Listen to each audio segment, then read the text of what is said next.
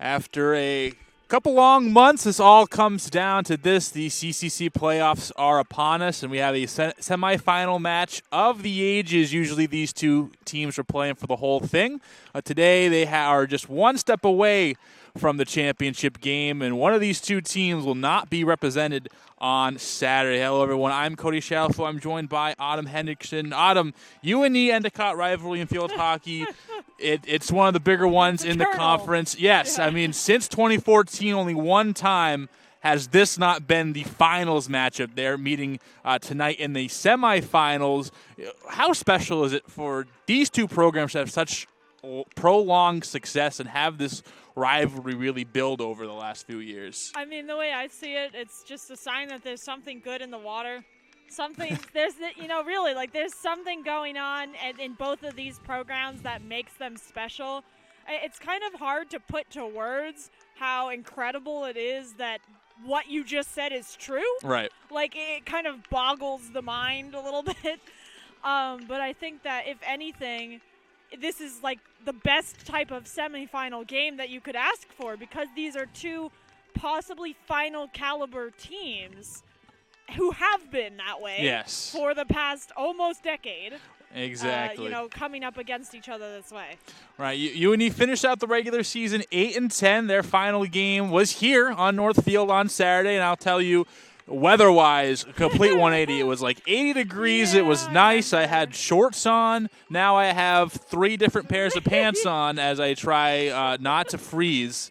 In the famous words of my grandmother, homie, don't do no cold.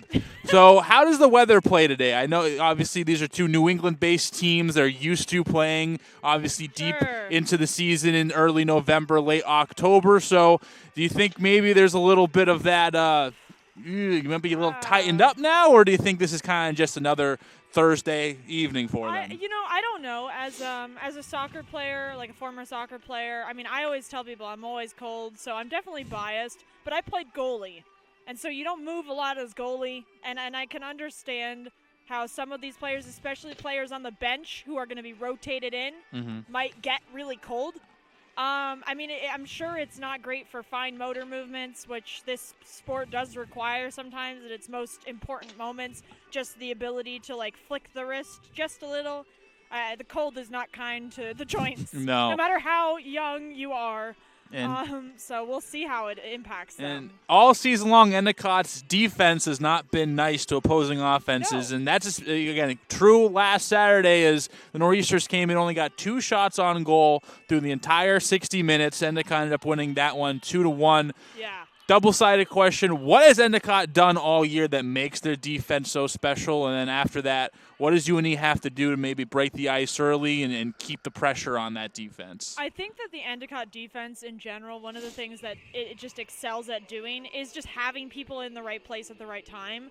I think I've seen more defensive saves from this year, like in all the other years I've commentated for this field hockey team, like so far combined.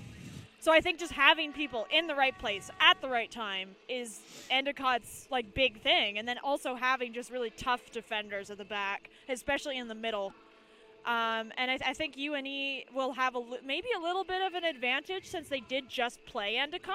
Right. I think that might play into this a little bit, that these teams might not feel each other out as much as they usually would at the start of a game, which might give UNE more time to do something instead of having to, do the little dance of, okay, how are you going to play? Right.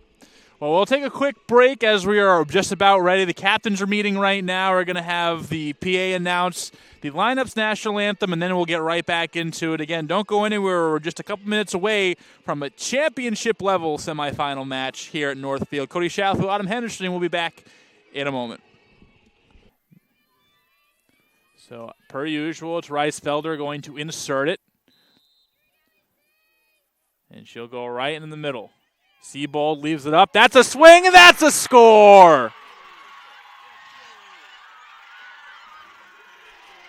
Endicott gets on the board first off a pretty good penalty corner insert, and it's 1-0 with 3:23 left in the first. Antonelli now kind of in that shallow side. We'll see if they go to her or they'll go back. They do go to Antonelli. It seems like they want to get to her every time. That's stopped, and that's tipped in. There was a scrum in the middle, and tipped in. Endicott gets their second. Up on her feet again. Just probably a cut that they're trying to patch up. Reisfelder inserts. That finds its way to Hicks. Kick save. Another effort. Third effort. Deweese Moss takes down a player. I believe that was Reisfelder, and that rewards another penalty corner. I've won too. Her center of gravity is lower, which just makes her more agile too. So it's like double whammy. Sharper on the cuts and able to change direction a little quicker. Here's Halliday. Back to Hicks. Antonelli comes in out of nowhere, and that's a score. Antonelli, it looked like, gets her second of the game. 3-0 Endicott. Type school thing. Right. That's cool. Yeah.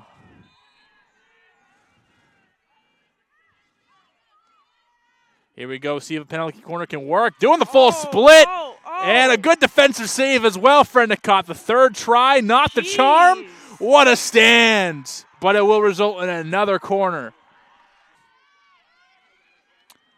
UNE trying to get on the board for the first time in this semifinal game, and they will. Back of the cage in the netting. Beats Di Mattia, and they're officially on the board. It's 3-1. All right, so. But congratulations to them if this is truly your last ride. It's been a fun one. Be proud of yourself. Yeah, be proud. It's always bittersweet at the end of the year. I always, that was good. I always love giving the recognition to the other team's seniors. This could be their last go, and it will be. As with 10 seconds, Endicott, 7 straight times the championship game has been played. They've been a part of it, and it's going to be 7 right now. Endicott going to the championship. They take down UNE, and UNE for the first time in a long time. Their season will stop before the championship game. Endicott wins 3-1. They'll be facing Roger Williams this upcoming weekend.